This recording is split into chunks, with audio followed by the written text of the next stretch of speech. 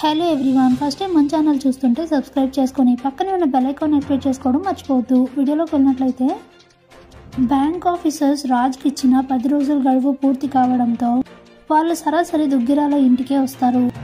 అప్పుడే వాళ్ళని చూసి సుభాష్, ఎవరు మీరు, సరాసరి లోపలికే వచ్చేసారేంటి, ఏం కావాలి అని అడిగితే, మీ నాన్నగారు వాళ్ళ ఫ్రెండ్ని నమ్మి 100 కోట్లకు షూరిటీ ఇచ్చి మా బ్యాంకులో 100 కోట్లు అప్పు తీసుకున్నారు.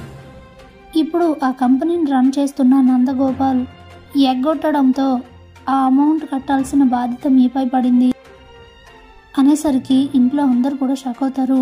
అయినా ఈ చర్చ అంతా 10 రోజుల ముందే స్వరాజ్ కంపెనీస్ ఎండీ అయిన రాజ్ గారితో మాట్లాడడం జరిగింది. ఆయన ఈ 100 కోట్లు కడతానని బాధ్యత తీసుకొని సంతకం పెట్టి ఈ 10 రోజులు గడువు తీసుకున్నారు. గడువు పూర్తి అయింది, కానీ మీరు ఇంకా అమౌంట్ కట్టలేదు, అందుకే మేము ఇక్కడికి వచ్చాం అని చెప్తారు. ఇంతలోనే రాజ్ కూడా అక్కడికి వస్తాడు. అదంతా విని స్టన్ అయిపోతారు ఇంట్లో అందరూ. అప్పుడే ఇంద్రాదేవి, ఏంటి రాజ్, ఎందుకు ఈ విషయం ఇంట్లో ఎవరికీ చెప్పలేదు? ఎట్టి పరిస్థితుల్లోనూ వెనక్కి తగ్గే సమస్య లేదు. ఆయన ఇచ్చిన మాట, చేసిన సంతకం అందరూ గౌరవించి తీరాల్సిందే అని అంటుంది ఇంద్రాదేవి. అప్పుడే రుద్రాని, కుదరదు, మా వాటా మేము రాబట్టుకుంటాం అని రుద్రాని అంటే, అప్పుడే ధాన్యలక్ష్మి, ఈ విషయంపై మేము కోర్టులో కేసు వేస్తాం, కోర్టుకు వెళ్ళి తీరతాం, అంతే తప్ప ఈ 100 కోట్ల అప్పుని మాత్రం మేము అంగీకరించేది లేదు, ఆస్తిలో మా వాటా మాకు ఇవ్వవలసిందే అని అంటే, ఏంటి, ఇంత ఆస్తి సంపాదించి ఇంత పేరున్న నా భర్త మీద కేసు వేస్తారా, కోర్టుకు వెళ్తారా అంటూ గుండెపోటుతో గుండె పట్టుకుంటుంది. ఇక వెంటనే ఇంట్లో అందరూ కూడా ఆవిడ్ని పట్టుకొని సీతారామయ్య గారిని అడ్మిట్ చేసిన హాస్పిటల్కి తీసుకువచ్చి ఇంద్రాదేవిని కూడా హాస్పిటల్లో అడ్మిట్ చేస్తారు. ఇక ఇంద్రాదేవికి కూడా ట్రీట్మెంట్ జరుగుతూ ఉంటుంది. అప్పుడే సీతారామయ్య దగ్గర నుంచి కళ్యాణ్ ఇంద్రాదేవి ఉన్న చోటకు వచ్చి జరిగింది తెలుసుకొని షాక్ అవుతాడు. అసలు ఏం జరుగుతుందన్నయ్య మన ఇంట్లో, ఎందుకు అప్పుడు తాతయ్యకి గుండెపోటు వచ్చింది, ఇప్పుడు మళ్ళీ నానమ్మకు గుండెపోటు వచ్చింది, అసలు ఈ పరిస్థితి ఎందుకు వచ్చింది, ఏం జరిగిందో చెప్పు అని అడిగితే, అప్పుడే ప్రకాష్, నేను చెప్తానురా, ఇలా మా అమ్మా నాన్నలు ఈ పరిస్థితికి రావడానికి కారణం మీ అమ్మ, ఈ రుద్రాణియే అని చెప్పేసరికి స్టన్ అయిపోతాడు కళ్యాణ్.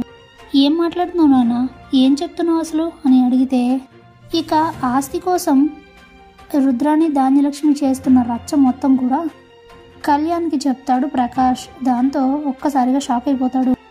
ఇక అమ్మ నీతో మాట్లాడాలి, ఒకసారి నాతో రా అని చెప్పి ధాన్యలక్ష్మిని పక్కకు తీసుకొని వెళ్ళి మాట్లాడుతూ ఉంటాడు. ఏంటమ్మా ఇదంతా, అసలు ఎందుకు ఇదంతా చేస్తున్నావు, ఇప్పుడు ఆస్తిలో భాగం తీసుకొని నువ్వేం చేస్తావు, ఎందుకు తాతయ్య నానమ్మల మనసుని అంతలా కష్టపెడుతున్నావు చెప్పు అని అడిగితే, ఆస్తిలో భాగం తీసుకొని నేనేం చేసుకుంటానురా, ఆ ఆస్తి అడిగేది నీకోసమే అని చెప్తుంది.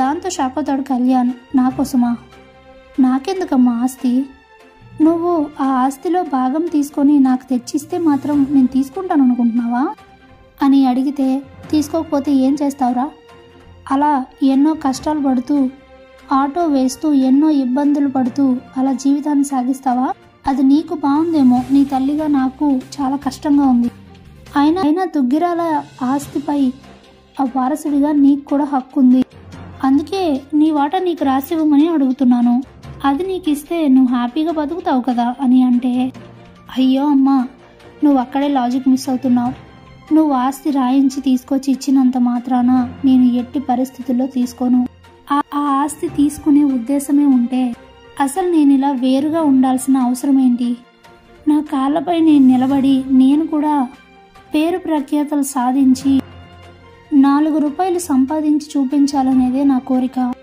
నేను సొంతంగా ఏమీ చేయలేను, నాకేదీ చేత కాదు అని అన్న అనామిక లాంటి వాళ్ళందరి నోర్లు మూయించాలనేదే నా కోరిక, అందుకే కదా అంత ఆస్తి ఉన్న అన్నింటినీ వదిలేసి నేను బయటకు వచ్చి ఉంటున్నది అనేసరికి ధాన్యలక్ష్మి అయితే షాక్ అవుతుంది. వీడింటి ఇలా మాట్లాడుతున్నాడు అనుకుని ఆలోచనలో పడిపోతుంది.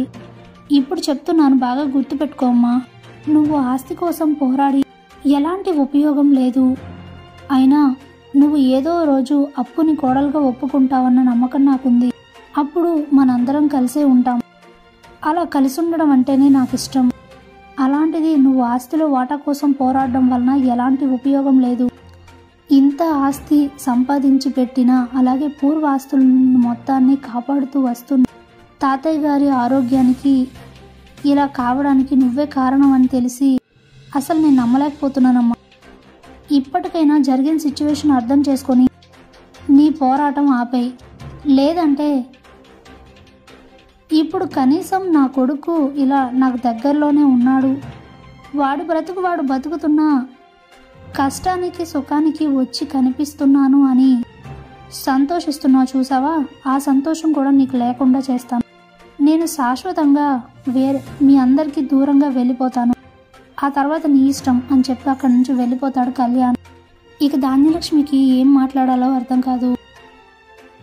అయ్యో ఇదేంటి, నేను ఇదంతా సాధించాలనుకుంటున్నదే నా కొడుకు కోసం అయితే వాడే ఇలా మాట్లాడుతుంటే ఇక నేను మాత్రం ఏం చేయగలను అని అనుకుని ఇక అందరి దగ్గరికి వచ్చి రాజ్తో మాట్లాడుతూ ఉంటుంది. రాజ్, ఇన్నాళ్ళు జరిగిందేదో జరిగింది, కానీ ఇప్పుడు చెప్తున్నాను, నాకు ఆస్తిలో ఎలాంటి వాటా అవసరం లేదు. మామయ్య గారు ఇచ్చిన మాట నిలబెట్టి వాళ్ళు అడిగిన 100 కోట్లు కట్టయి రాజ్, దీంట్లో నాకు ఎలాంటి అభ్యంతరం లేదు అని చెప్తుంది ధాన్యలక్ష్మి. దాంతో ఇంట్లో అందరూ సంతోషించినా రుద్రానికి మాత్రం మైండ్ బ్లాక్ అయిపోయి షాక్లో పడిపోతుంది. ఇదేంట్రా ధాన్యలక్ష్మి ఇలా ప్లేట్ తిరాయించింది అని రాహుల్తో చెప్తూ అలా అక్కడే స్పృహ కోల్పోయి పడిపోతుంది రుద్రాని. Thanks for watching.